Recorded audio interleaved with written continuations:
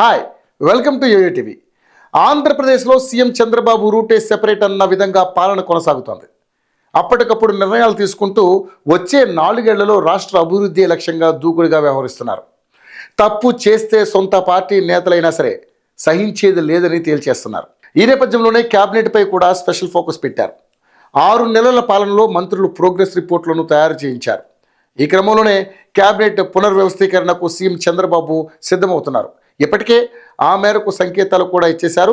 గత ఎన్నికల్లో గెలుపు, రాష్ట్రంలో ప్రభుత్వ ఏర్పాటు తర్వాత చంద్రబాబు ఏర్పాటు చేసుకున్న క్యాబినెట్లో పలు సంచలనాలు కనిపించాయి. ముఖ్యంగా సీనియర్లను పక్కన పెట్టి పలువురు జూనియర్లకు, ఇంకా చెప్పాలంటే తొలిసారి గెలిచిన వారికి సైతం మంత్రుల బెర్తులు ఇచ్చేశారు. దీనిపై సీనియర్లలో అసంతృప్తి వ్యక్తమవుతున్న చంద్రబాబు మాత్రం మార్పుకే ఓటేశారు. అయితే ఈ 6 నెలల్లో మంత్రుల పనితీరు మెరుగుపరుచుకోవాలని, శాఖలపై పట్టు పెంచుకోవాలని చంద్రబాబు పదే పదే కోరుతున్నా కొందరిలో మాత్రం మార్పు కనిపించడం లేదు. మరోవైపు జనసేనకు ఇచ్చిన మాట ప్రకారం డిప్యూటీ సీఎం పవన్ కళ్యాణ్ సోదరుడు నాగబాబును క్యాబినెట్లోకి తీసుకోవాల్సి వస్తోంది. అంటే మంత్రివర్గ పునర్వ్యవస్థీకరణ తప్పదని తేలిపోయింది. దీంతో పనిలో పనిగా మరో 2-3 మార్పులు చేసేందుకు చంద్రబాబు సిద్ధమవుతున్నట్లుగా సమాచారం. తాజా అంచనాల ప్రకారం జనవరి 8న చంద్రబాబు క్యాబినెట్ పునర్వ్యవస్థీకరణ ఉండొచ్చని తెలుస్తోంది.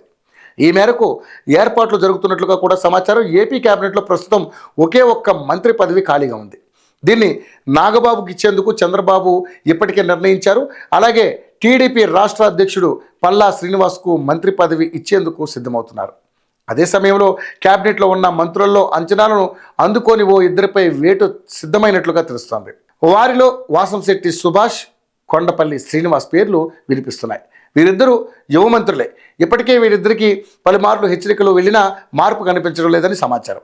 అందుకే వేటు వేయబోతున్నట్లుగా తెలుస్తుంది. మరి కొత్త మంత్రులు నియామకం తర్వాతైనా ఆ శాఖలో మార్పులు వస్తాయో లేదో చూద్దాం.